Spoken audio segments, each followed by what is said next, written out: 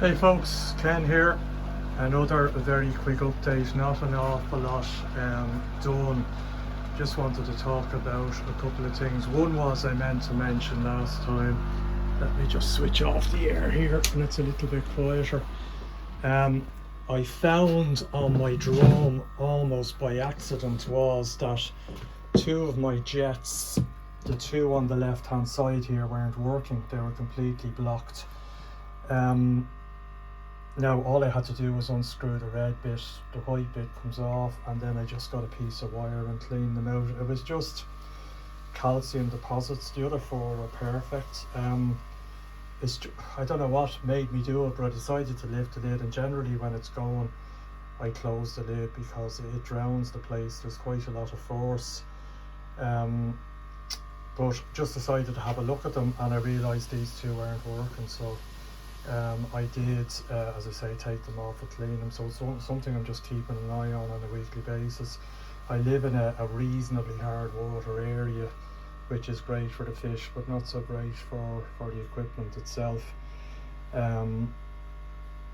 So that was an easy enough fix. Other things that I've done is I have put a couple of Wi-Fi switches, one on my spin drifter and one on the UV, so I can control them from the phone, and that's just kind of prep for the winter. That I just decided I'm going to switch them off. So you probably know if you watched any of my videos, what I generally do is I shut down the back of the pond. Although I cover it, there'll be a couple of lilies in there, so this pump gets shut off completely, and I just use the main part of the pond.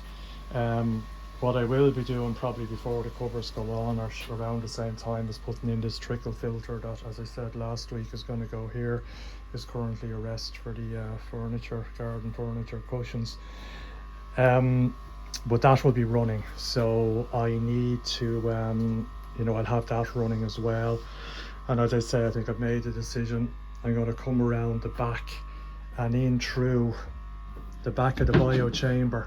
You can see there the filter is as full as it gets there now, and there is plenty of room to put a 50mm tank connector in there and just run the pipe around here and let it flow back into, or it'll be trickling back. There won't be a huge flow from it.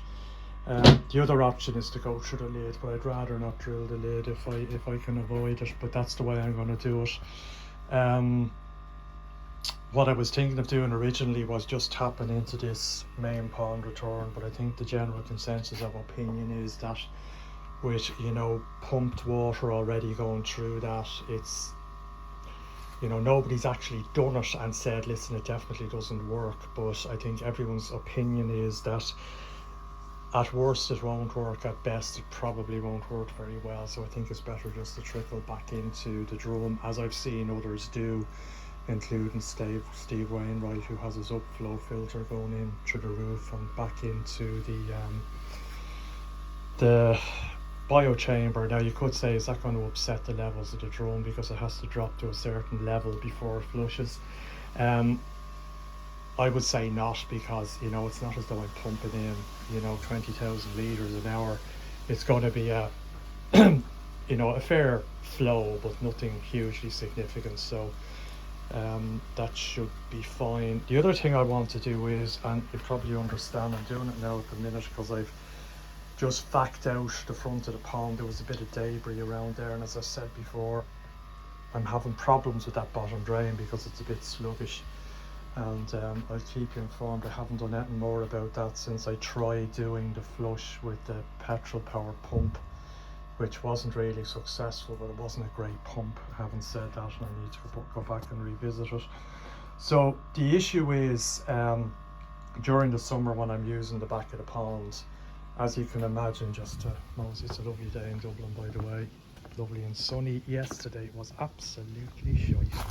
It never stopped raining, to the point where the rain was so heavy all day and all night that the KH in the pond dropped down from 5 to 3, and I put in a bit of sodium bicarbonate.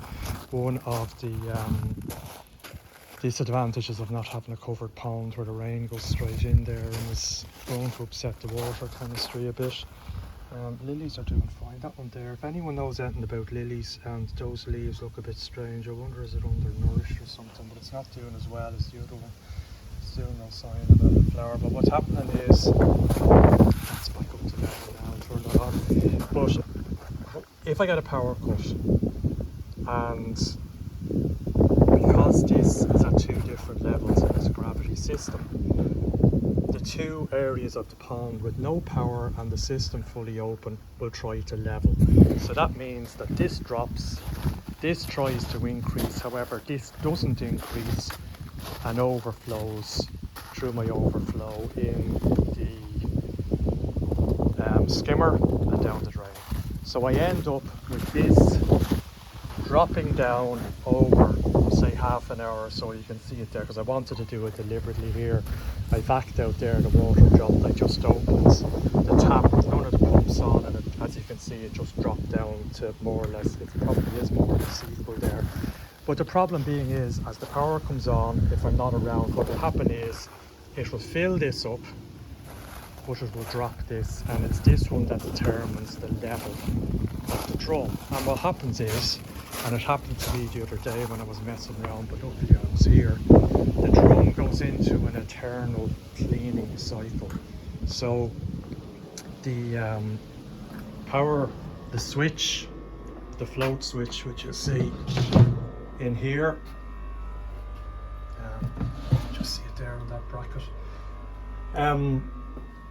says that the water's dropped to a certain level, and it will then just keep rinsing and rinsing and rinsing. And what that does then, as you can imagine, because it rinses and goes out here and down the drain, it would eventually, over probably a good few hours, but it could empty the pond, or it wouldn't empty the ponds, it would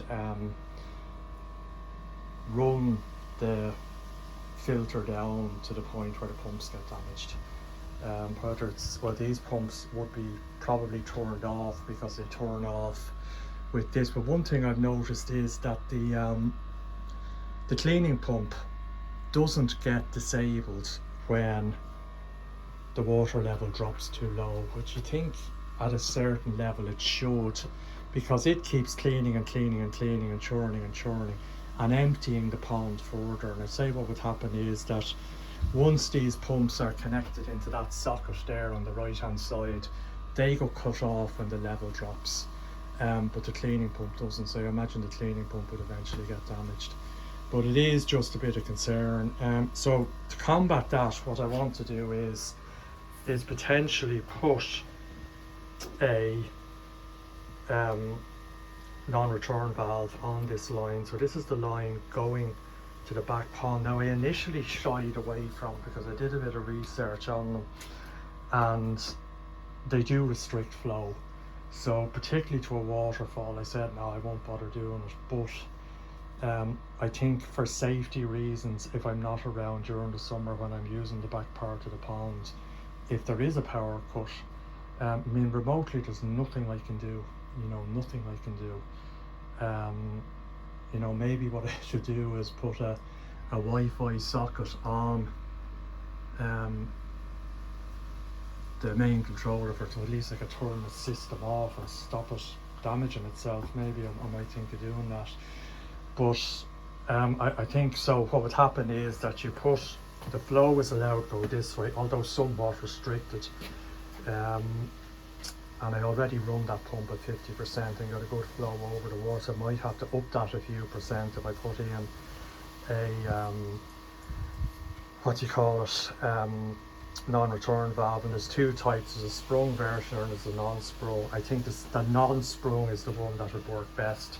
They don't work best in a vertical position, so you're better off having them horizontal. So I don't have really anywhere horizontal to put them, so that piece there where my foot is probably the best to put it in there. So maybe I'll do a bit more research in them.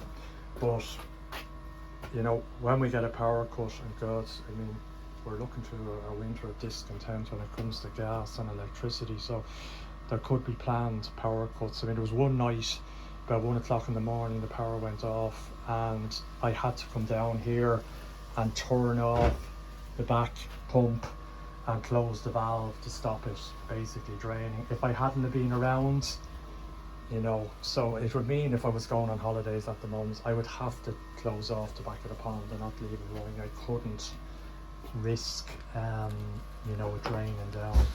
So anyway, that's the plan. Other than that, all good. Nitrite, fairly stable. It's at around 0.15, could be lower, but you know, I'm just looking at the I'll turn this back on now. Looking at the graph that I did, and it's going back about 10 weeks when I first had the problem. It's come down from 1.5 to 0.15, which is great, but as well as that, you could say, God, 10 weeks is a long time for a pond that was somewhat mature anyway.